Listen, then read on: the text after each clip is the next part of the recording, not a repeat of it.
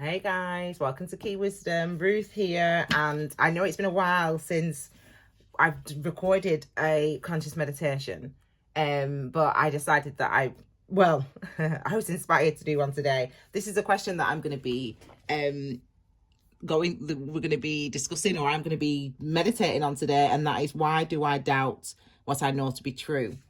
Why do I doubt what I know to be true? Now, it's been a while since I've done one of these. And yeah, it's kind of, I knew that I needed to do it. This is a question, or the question actually, that I wrote down last week on the 1st of June. Just at midnight, actually, on the 2nd of, June. The 1st of April, or the midnight, the 1st of April, literally, it was, why don't you trust what you know? That was a question that and I'm still asking that question myself. So if you've never done a conscious meditation, or listened to one of my conscious meditations, it's kind of, it's basically talking to yourself out loud and keeping a record for me, for you guys on here. But what it helps us to do is, it helps us to go through the layers of truth, to understand and uncover a perspective of something, a belief that I hold, a belief that we hold, when we're kind of stuck in a way of thinking, when we're stuck in a cycle of thinking that we might not even recognize. This is what conscious meditation helps me to overcome. It helps me to transform out of those, to understand those cycles. And I do this every single day, probably not every day, but every week, definitely. But I don't record them. But this time it felt necessary. So if it's something that I'm maybe dealing with, maybe it's something that you are dealing with right now, whenever it is you're watching this, and something that you kind of want to address. So I underline the word doubt here, because doubt is one of the dissonant mental states. So just very quickly, I love me studies. I am a Capricorn. I'm an ex-teacher, as you all know, as you may not know, actually. So there are, how many dissonant mental states are there? 7, 5? I always forget.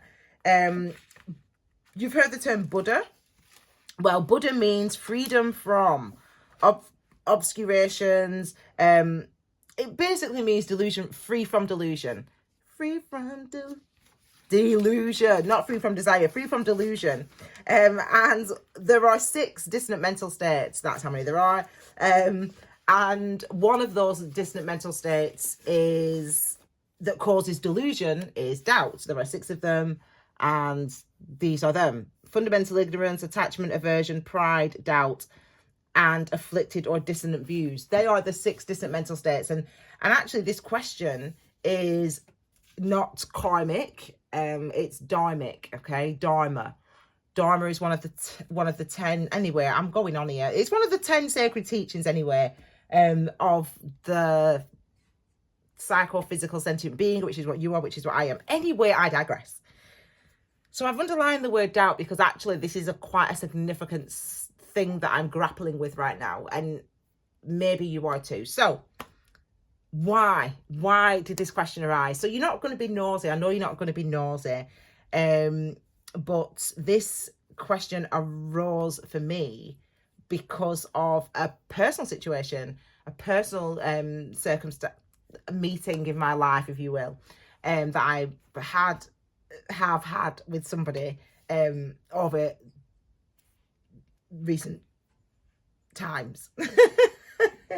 Now, the funny thing is, I started recording this video already, and I had to stop because I was like, oh my God, it's too emotional. And also, I wasn't being upfront enough. And the whole point of conscious meditation is that you're upfront with yourself. You have to be honest. You have to accept your experiences. You have to speak the truth. You have to recognize the fullness of your reality and not deny it. And obviously you can't sort of, anyway, so that's what I was doing. So I've restarted the video. So why do I doubt what I know to be true? Why do I doubt what I know to be true? Why do I doubt what I know to be true? So for me, there's 3 things in that there's obviously doubt, but there's also the term of know to be true. Well, how do you know? How do you know what is true? How am I meant to know what's true? How do I know what is true? That's a question. So that's the first question I start with. How do I know when something's true? Now, for me, and that's a question that you can ask yourself. How do I know when something is true? I mean, what does true mean? I mean, we can even start there. You know, I don't know. How do I know when something is true? Well, my channel's called Key, you know, and I'm a Reiki master and I am an empath, really. So I understand only very, very recently that, you know, what that actually means to be an empath. It's about how I come into understanding. So I come into understanding by feeling my emotions, by feeling the physical sensation of emotions, by feeling the physical experience and sensation of and signature of what I'm experiencing. So if I'm experiencing worry, if I'm experiencing doubt, if I'm experiencing truth, if I'm experiencing sadness, happiness, whatever, that affects me on a physical level. If someone, for example, lies to me and I know this person's lying and yet I deny that, so I'm averse to that, I practice aversion, then I feel physical pain. So for me, that's real. So I know that I'm an empath. So to me, how do I know something is true? So this instance that I'm talking about, I'm so embarrassed. I'm not embarrassed. This instance that I'm talking about is, oh my gosh, is not, the universe does not want me to say it. Do you know what, universe? I don't want to say it either. I don't want to say it. No, this, what I'm talking about is, let's just say a romantic situation. Let's say that. Let's say a romantic situation. So it's funny because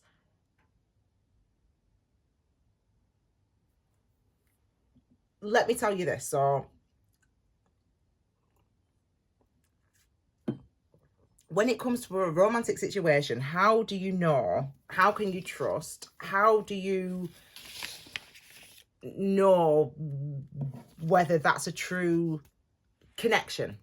How do you know? And I think sometimes, I don't know, maybe, you know, because people ask me advice about their own lives and love lives and futures and careers and money and husbands and wives, etc., and children. And for them, I'm spot on, babe. Like, do you know what I mean? I can tell you. But when it comes to you, like, how do you know? Like, when it comes to myself, like, how do I know? So in this instance of this romantic connection, how do you know? How do you know what is attraction? And how do you know what is doubt? Because there's attraction, of course, but there's doubt. And how much of that attraction is doubt? And what am I manifesting? How much attraction am I manifesting and how much doubt am I manifesting? Because I don't really know I was going to say coordinates. I don't really know the makeup, the qualities of this attraction, of this connection. I was thinking about it last night. I've been thinking about this for over a week. I've been trying to understand why doubt is here. And not just why doubt is here, but in what ways doubt impacts my actions. And by my actions, that is what I say, what I do, and what I think. Okay? So how does doubt impact my actions? and therefore impact what I manifest, what I create, what I see in my life. So that's two things, isn't it? So I was thinking about this last night, reflecting on this, meditating on this last night, and I in the course of that meditation, what I realized is that it's like the air, as in the air, A-I-R, the element of air, the air around us. You know, the air around us is part oxygen. I think it's like, I don't know, it's not even 20% oxygen, is it? I don't know, it's something like how much nitrogen, 80% nitrogen, so much carbon dioxide. I don't know. There's a lot of there's different elements that make up the air, right, around us. And we just breathe it in. We just inhale and exhale, and we just breathe it in, right? And we just breathe it out. We don't need to know, just generally, just like in normal life, like we don't really need to know like how much oxygen's in the air, even though we do know and we can measure it. We just breathe it in and we just breathe it out. And I realized two things in that moment. I realized, one, that's just how experiences hit me, or hit us all, but hit me. It's like you just kind of live that experience. You just kind of go into that experience. You just kind of enter into life and just take steps, and you just do things. But they are not pure experiences. Those experiences are just like the air is not purely oxygen. It's an experience is one thing and another thing and another thing, all melded and intertwined together. And so in this instance, it was like feelings of love or attraction or whatever word you want to use, but also intertwined with that is doubt and fear and aversion. And how much percentage of this air that I'm breathing in, of this experience that I'm having, how much of this is love or attraction, and how much of this is doubt? Like, is it 90% love and 10% doubt? Or is it 95% doubt and 5% love? And you think, and I think to myself, does this matter? Does it matter? But it only matters in a sense of because of what you get out of it, right? It only matters in a sense of, because you're like, well, in the past, I might have well just said, well, I would have just said, I know I would have just said, I did just say, well, there's love there, or there's attraction there. So it doesn't matter if it's 5%, it doesn't matter if it's 2%, it doesn't matter if it's 1%, just there's love. So you go for that love, you reach for that joy. That's my motto in life. You reach out for that bliss. Yeah, don't stay stuck in some quagmire of despair and of sadness and of depression when there is something that makes you, that can make you happy, that can make you sing, that can make your heart sing. Go for it. Live it. Yeah. That's what I would have said, the old me. I mean, I still believe that. But now I'm in a different phase of my journey, my enlightenment journey. So now I've lived life, haven't I? I've had moments, I've had days, and they've stacked up, and those experiences change my perception and change me and change my experience, how I experience things, how I experience love, or how I experience attraction, or how I experience whatever. And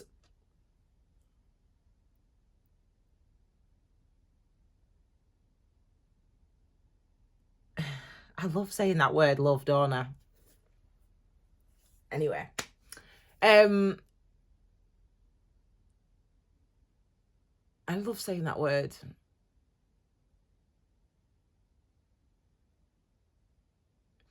See, for me, that's about acceptance. Love is acceptance. Freedom equals truth equals love. That's how it is for me. So for me, I don't sort of discriminate. I don't kind of discriminate against, and I never did. Like, this is me learning now, because I didn't even know this, but this is me literally doing this live, as in like, I didn't realize how open I didn't realize how open I was like that. Like, I didn't realize that I was open to accepting, just accepting my experiences, just to just have them, to just engage with them fully, and to not fear. Or actually, that's not true, because I do fear, but I still have the experience. I still embrace the experience. So this is one of the dissonant mental states that I don't suffer from aversion, to be fair. Aversion is not something that I'm like, I mean, I'm averse to some things, of course, but I think that for me, it comes from doubt. I think my sort of issue in this instance is doubt. I'm not afraid of hurting. I'm not afraid of a broken heart. I'm not afraid of crying. I'm not afraid of being embarrassed, or I don't care. Like, who cares? That's part of life, isn't it? Right? Like, you've got to know how it feels. And I'm an empath, so I really got to know how it feels, right? So that I can tell you all, so I could be like, give you guys advice. So I'm not really bothered about that. Like, I don't really care like that. But the doubt, is it insidious or insipid? Both. Just creeps in there. But to the point where I can't discern, I can't distinguish, I can't separate one from other. And it's like, what I realize is that in all attractions, in all interactions, in all romantic relationships up until this point, I've always felt doubt in every single one. I believe, even though I'm living the convent life now, guys, because I had to for the last few years for my learning, I want to know, is this way, man? You know what I'm saying? So it's kind of like, and even in those situations, there's always been doubt. Some people would feel the doubt and be averse to it and go, oh God, I'm out. But me, I feel the doubt and I push through the doubt, because I'm like, I'm doubting this. But I know that it's me. I know that it's not the person that I'm doubting, it's me. And there might be reasons why I'm doubting the person, but it isn't them, it's me. Just like it isn't them, it's you. Like, the answer's always me. The answer's always you. The answer's always ourselves. That's the answer. Look at yourself. Like, look at myself. That's what I need to do.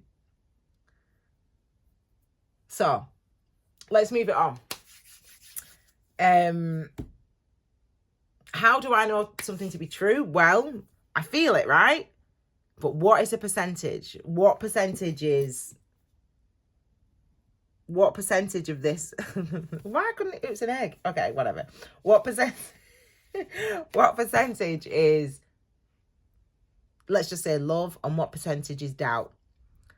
What percentage is the excitement, and what percentage is doubt? What percent? Do you know what I'm saying? So that's where I'm at now.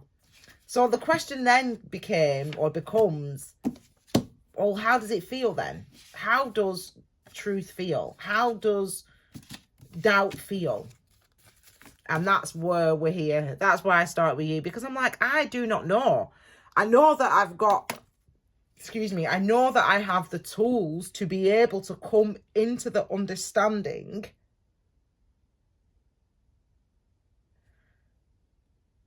of how truth feels. I know that I have the tools to come into the understanding in order to answer that question, the vibration of truth. What is the vibration of truth? What is the vibration of doubt? What does it actually feel like when I experience truth? Because if I can connect to that, if I can connect to, okay, this is what truth feels like for me. If I can understand that, then I can then extrapolate or separate the doubt out of it, because it will feel different to the truth. The doubt will feel different to the truth. And once I can separate the truth from the doubt, or the truth from the doubt, then I can understand what the doubt feels like. I can recognize, I can start trying to identify where the doubt comes from, where it stems from, where its roots are. But first, I've got to understand the truth. So one thing I was saying to myself last night is,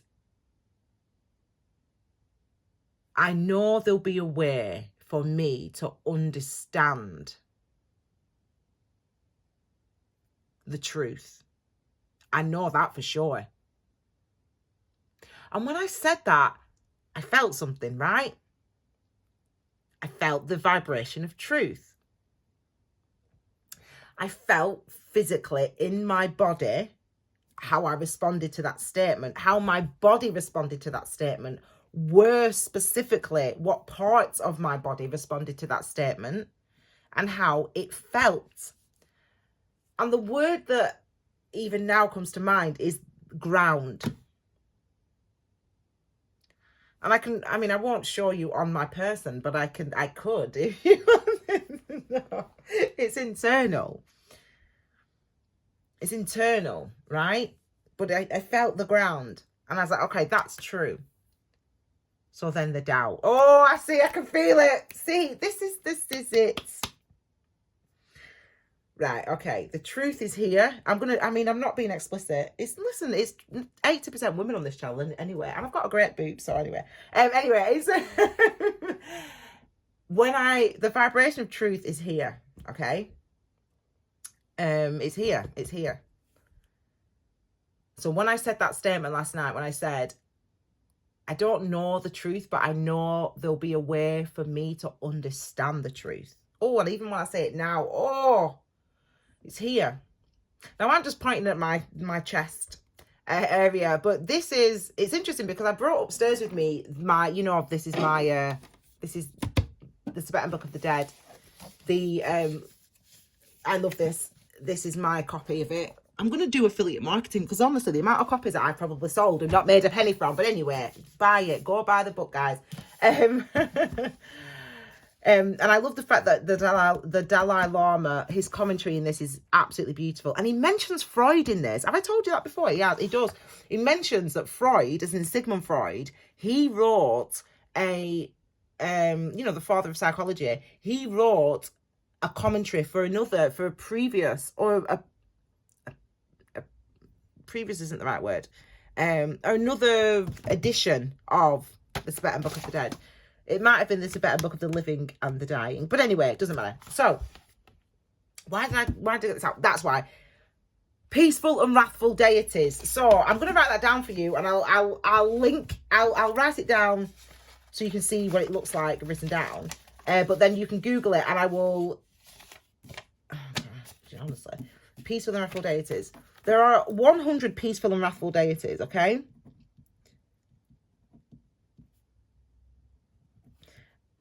You can Google them. You can see what's called the Mandala. Peaceful and wrathful deities. You can Google them and you'll see the Mandala of the peaceful and wrathful deities. And the Mandala, I can show it you in here. Yeah, because it's got an image of it in here. Hang on, let me find it. It's in the plate, so it's quite easy to spot. So this is the assembly of the 58 wrathful deities. That's them. That's them. And hang on a second, the peaceful deities must be here. Now currently, and they're the peaceful deities. Okay, these are the peaceful deities. And the assembly of the 42 peaceful deities. So there's 42 peaceful deities, and that's your divine masculine, divine feminine, the primordial Buddha. They exist in your heart space, in the center of your heart chakra. Okay, and then don't ask me to go into this because it's way complicated to explain, but I understand it all, but that's taken me years. And these are the wrathful deities, the primordial, peaceful and wrathful Buddha, divine masculine, divine feminine, but they've also got other aspects around them. So there's extra wrathful deities. Now, the peaceful deities exist in the heart space, actually. This is where and they all have different areas. They all live in different spaces: north, south, east, west, northeast, northwest, southeast, southwest, gatekeepers, blah, blah, blah, blah, blah. I'm not going to go into it. But they live in the heart space. And it's only now, and then the wrathful deities, which are about our transformation, about our understanding, coming into understanding. They're all the same, by the way. Don't ask me because it's way complicated. The wrathful deities, what I call wrathful deities, they're not do you know what? You're going to do your journey and you're going to understand. So I'm not going to take away that understanding from you. It's for you to kind of have that experience of yourself, because anyway, okay, the wrathful deities live in the mind. Now they don't live in your mind. They don't live in your mind. Okay. It's a mandala. And a mandala in this sense, because there's two different types of mandala. Well, there's three, but anyway, a mandala in this sense is a representation of whole. So, for example, the yin and yang symbol, that's a mandala, okay? The yin and yang symbol, hang on, I'm going to draw it for you. Oh, in fact, look, I can use this. I know it's a bit sort of rough, but the yin and yang symbol is a mandala, because the yin and yang symbol represents the whole of the universe. It represents the fullness of conscious experience. It represents everything that's ever existed in the universe. That's represented by yin and yang. That's a mandala. The piece for the wrathful deities is also a mandala. They represent the whole of our conscious understanding and our conscious awakening. So our understanding, and that's the peaceful deities in the heart space, and then how we come into that understanding, that's the wrathful deities, that's in the mind. And as I was saying to you, that was so long-winded. How long is this video? Oh my God. As I was saying to you, the truth was here. When I said there'll be a way of learning the truth, it's here, it sits here. It does. And I said to you, where does that doubt come from? I was like, oh my gosh. And I felt it right here. So it's the north, south, east, west, northwest region of the brain. This chamber here. So what I know, just because I am on the inner tantra, the peaceful and wrathful deities, that's where you get to on your inner tantra. So you've got your outer tantra and your inner tantra. Inner tantra is deep spiritual lessons, right? We've gone beyond, we've gone beyond the normal stuff that they do, that the nuns do, and we've gone beyond that now. We've gone beyond what the monks generally do. We've gone beyond that in the inner tantra. This is life's work. This is dharma, okay? So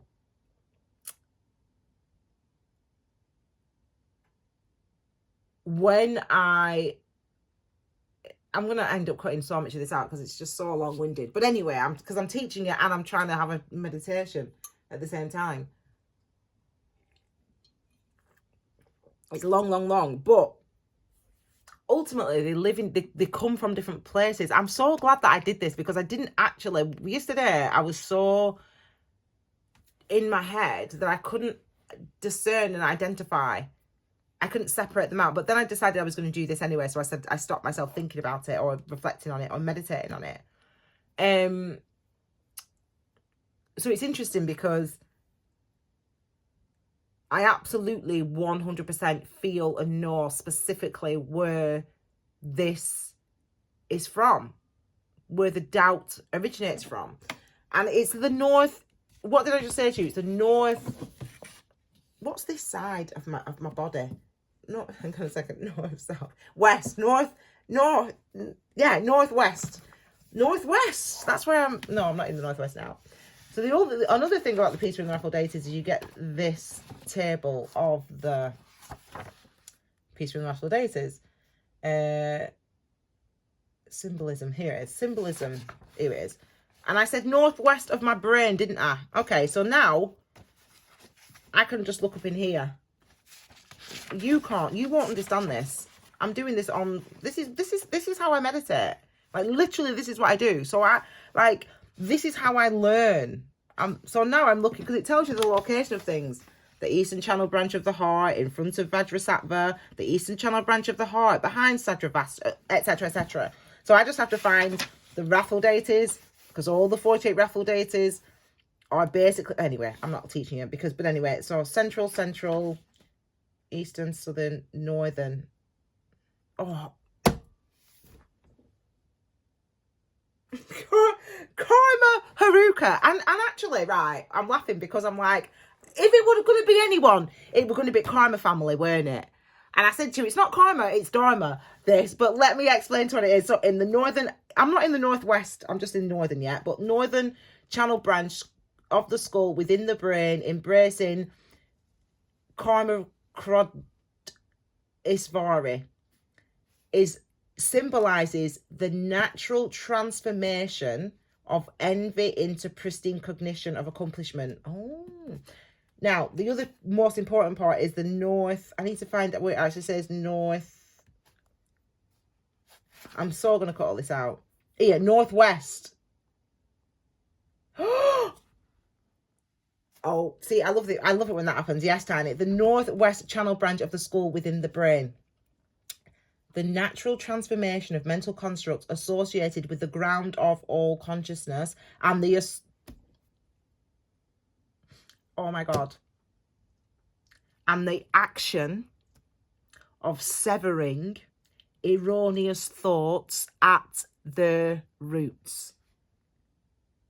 You don't need me to tell you what erroneous means. So when I said to you, can I just say amen, hallelujah? Because I would have just done this by myself, sat downstairs with this on my knee and with the TV on mute. I'd have just done this meditation. But look, this, as I said to you, I can locate it, babe. I'm on the inner tantra now, so I can locate these things. I can feel where it hits. And the inner tantra, this is what I'm looking, right, so this is, right, hang on, I'm getting too excited here. This is what I'm dealing with right now. This is what I'm dealing with right now.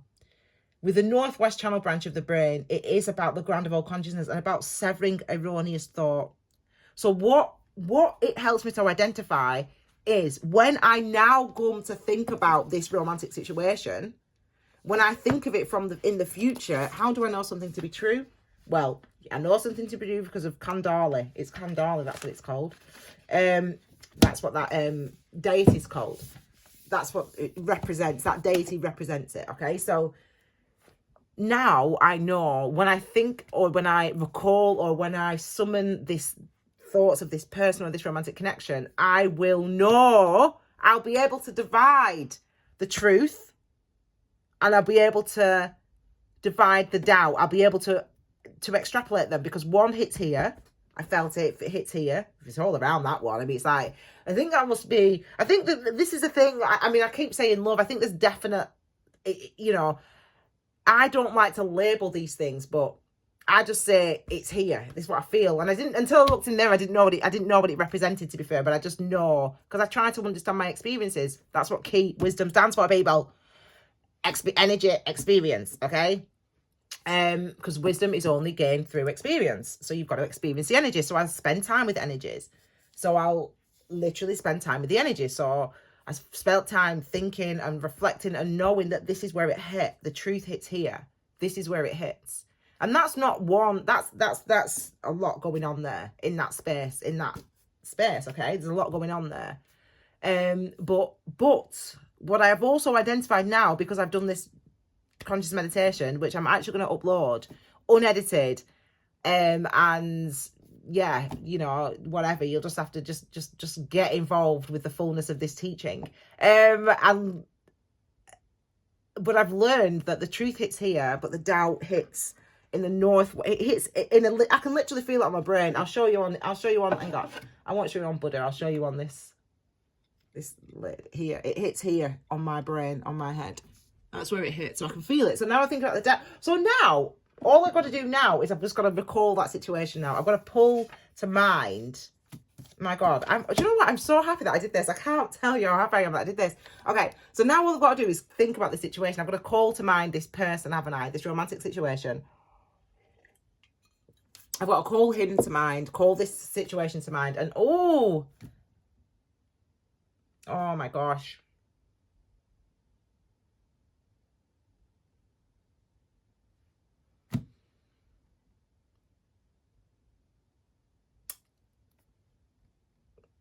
See, it's interesting. Because what I realise now, just by, this is what happens. This is like the Eight of Cups energy. Eight of Swords energy. So what happens with the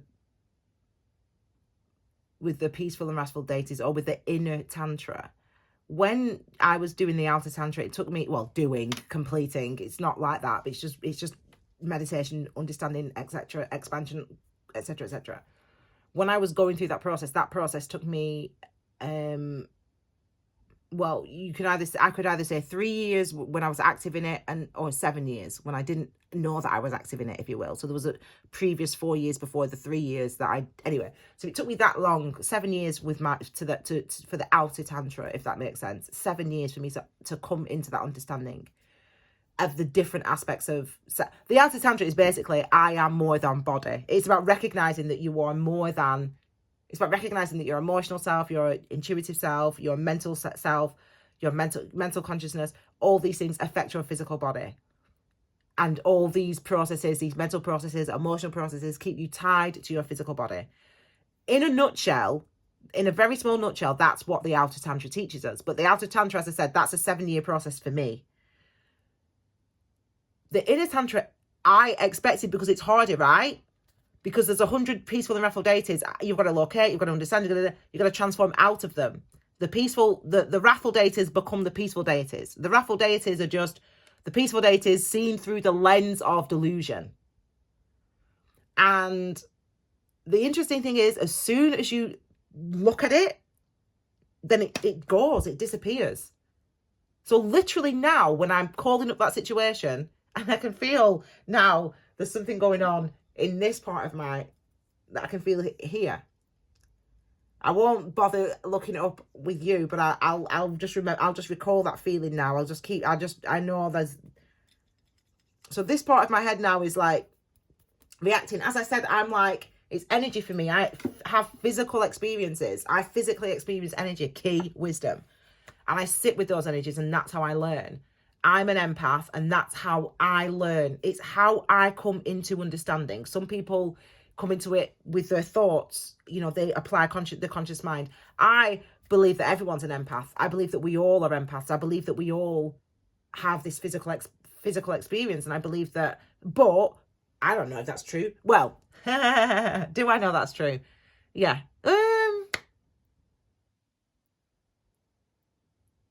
I don't know. It feels true,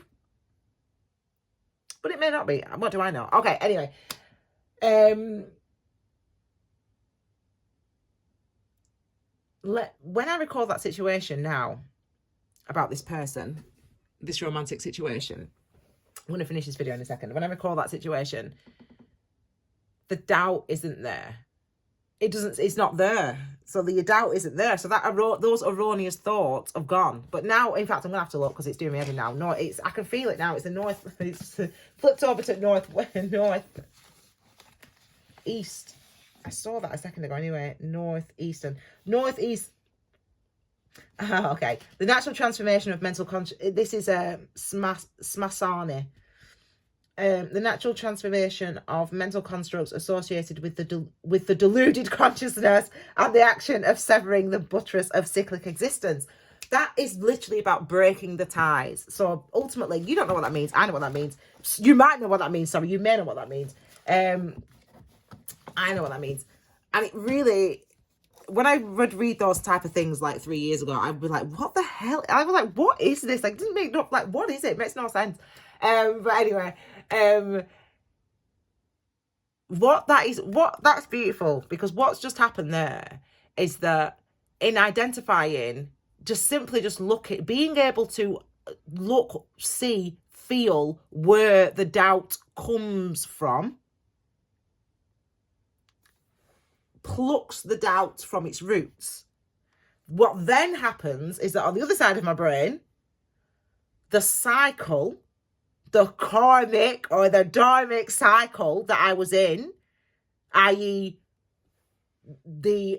everything's all mixed together, so the attraction or the love is just mixed in with the doubt, that's not the case anymore, because the cycle has been broken, and that's what happened. I can feel it in my head. I can feel it. It's gone. That transformation has just happened whilst I was on camera with you, whilst I was going through this book. That is how, I, what a nice, I'm so glad that I did that. What a nice live experience to just have, because usually I do this and I have these experiences, but I don't record them. I just have those experiences by myself and in my life, and I use the book or I don't use the book or whatever. But it's interesting to be able to locate that and to recognize that that's about the cycle. So now let me go back to the feeling. So let me feel now. So how do I feel about this romantic situation, about this person?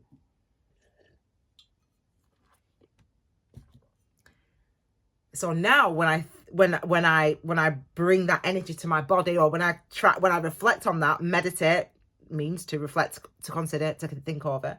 So when I meditate on that energy of that romantic connection, of that person, of that individual, of us together, of our conversations, etc., I can feel where the doubt was. Now that's been removed, right? I can still feel it though. I still know what it is. I can still feel it on my head. I'm going to just keep this down here. I can still feel it here, right? Because I know that that's where it is. I'm not experiencing it, but I'm going there to experience it. I'm expecting to experience it.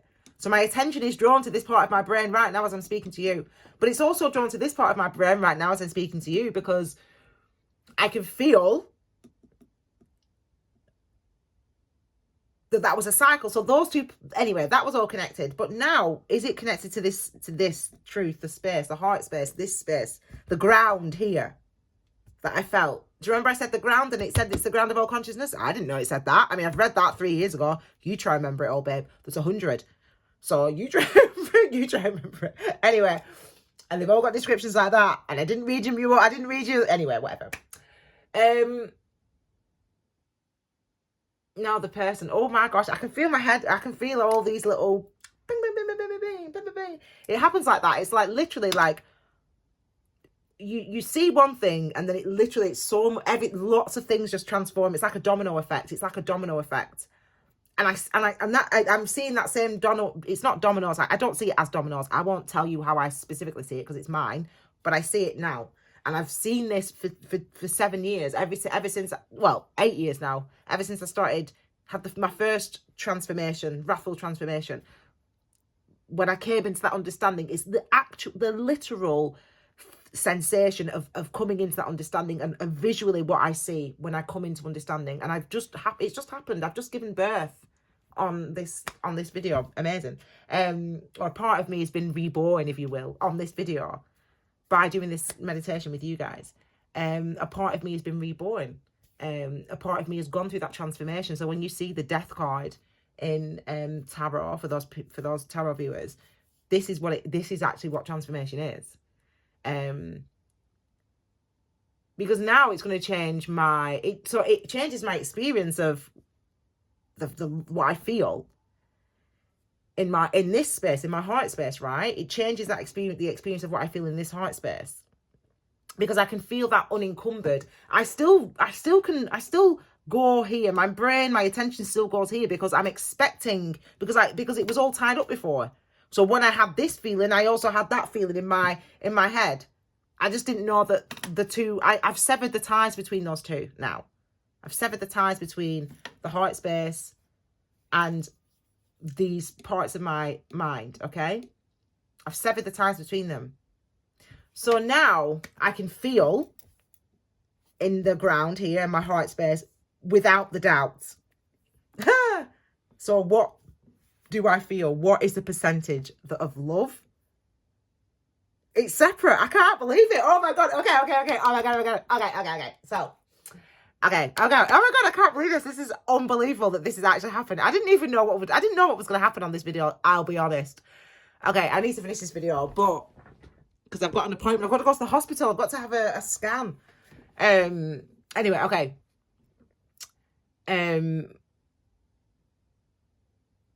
Wow.